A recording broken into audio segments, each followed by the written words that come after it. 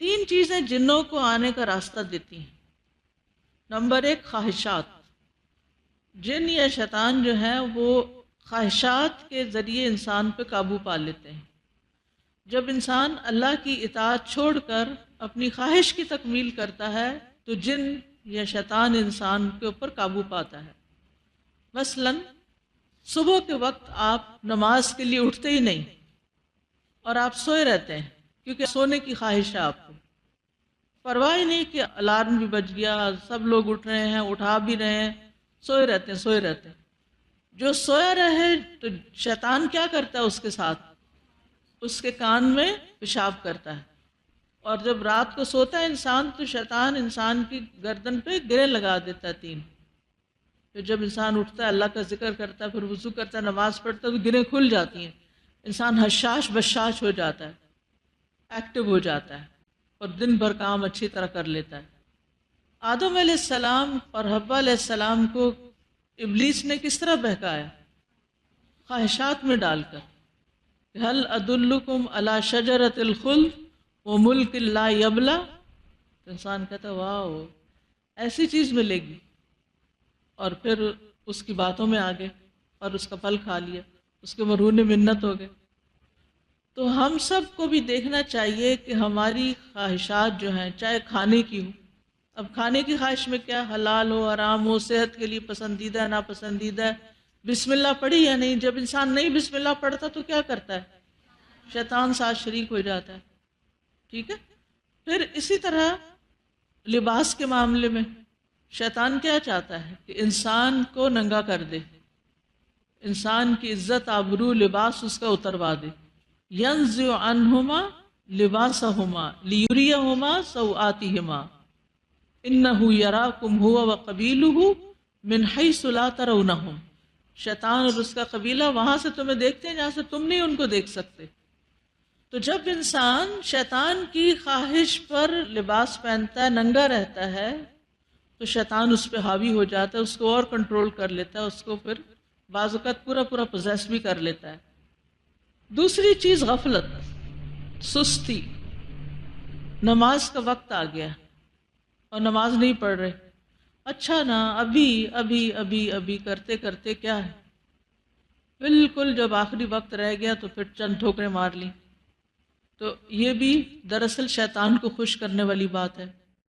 تو اس نے کہا تھا نا وَلَا أُمَنِّيَنَّهُمْ، کہ میں انسان کو ضرور خواہشات میں مبتلا کروں گا، اس کے اندر خواہشات پیدا کروں گا۔ تو اس کا رد کیا ہے، اس کا توڑ کیا ہے کہ انسان نیکی میں جلدی کرے، خیر کے کاموں میں آگے بڑھے۔ فَاسْتَبِقُوا الْخَيْرَاتِ سَارِعُوا إِلَىٰ مَغْفِرَةٍ مِّن رَبِّكُمْ، گناہ ہو جائے تو کیا کرے؟ سستی نہ کرے، توبہ کر لے، استغفار کر لے۔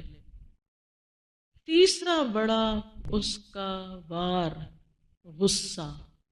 شیطان غصے کے راستے سے انسان پر قابو پاتا ہے۔ غصہ یعنی غصہ کس سے ہے؟ شیطان سے، اور شیطان کس سے ہے؟ آگ سے۔ شیطان دل میں غصے کی آگ بھڑکاتا ہے۔ اچھا بھلا انسان دوسرے کے اوپر خواہ غصہ کرنے لگتا ہے، کبھی اپنے ماں باپ پہ غصے میں آ جاتا ہے، کبھی اپنے بہن بھائیوں پہ، کبھی کسی پہ کبھی کسی پہ۔ تو آپ دیکھیے کہ جو شخص جتنا زیادہ غصہ کرتا ہے اس پر شیطان اتنا ہی زیادہ قابو پاتا ہے، اور جب انسان کو غصہ آ جاتا ہے تو شیطان اس میں داخل ہو جاتا ہے اور وہ اس کو کھیل بنا لیتا ہے، اب وہ جس طرح چاہے اس کو گھماتا ہے اور اس سے ایسی ایسی حرکتیں کرواتا ہے اور ایسے ایسے تعلقات خراب کراتا ہے۔ آپ دیکھیے جتنی بھی طلاقیں ہوتی ہیں وہ کس سے ہوتی ہیں؟ غصے سے۔ عرصے کے بنے ہوئے رشتے ٹوٹ جاتے ہیں، دوستی کے، محبت کے، خیر خواہی کے، تعلقات کے، غصے کی وجہ سے، اور انسان اپنے آپ کو خود ہی نعمتوں سے محروم کر لیتا ہے، کیونکہ غصہ عقل کو کھا جاتا ہے اور پھر انسان اپنے ہی خلاف اپنی ہی دشمنی کر لیتا ہے۔ اس لیے بہت محتاط ہونے کی ضرورت ہے۔ اس لیے والکاظمین الغیظ، غصہ کنٹرول کریں۔ کنٹرول کرنے کا یہ مطلب نہیں کہ منہ سجا لیں، یعنی یہ کوئی کاظمین الغیظ نہیں ہے۔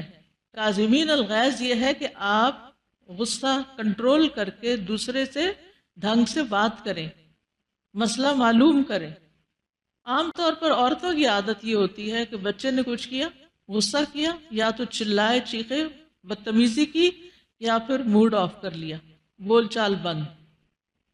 بہت سے ہسبینڈ وائف یہی غلطی کرتے ہیں کہ آپس میں بول چال بند کر دیتے ہیں، ڈھنگ سے ایک دوسرے کو جواب نہیں دیتے، یا دیتے ہیں تو غصے میں، بدتمیزی میں دوسرے کی عزت اچھال دیتے ہیں۔ یہ سب کچھ شیطان کھیل رہا ہوتا ہے انسان کے ساتھ، اور انسان اس کے ہاتھوں میں آلہ کار بنا ہوا ہوتا ہے۔ اور خواہشات میں جذبات بھی شامل کر لیں اگر، تو یہ غصہ، غم، محبت، یہ ساری چیزیں اس میں پھر آ جاتی ہیں۔ کسی چیز کا بھی حد سے بڑھنا جو ہے وہ انسان کو دراصل شیطان کا اپنے قابو میں کرنا ہے، اور اس سے پھر وہ اس کا وقت بھی ضائع کراتا ہے، اس کے دماغ کو الجھائے رکھتا ہے، اس سے باتیں بھی غلط کرواتا ہے، اس کو رلاتا ہے، اس کو غمگین کرتا ہے، اور اس طرح شیطان خوش ہوتا ہے، کیونکہ شیطان انسان کا دشمن ہے اور وہ چاہتا ہے انسان دکھی رہے۔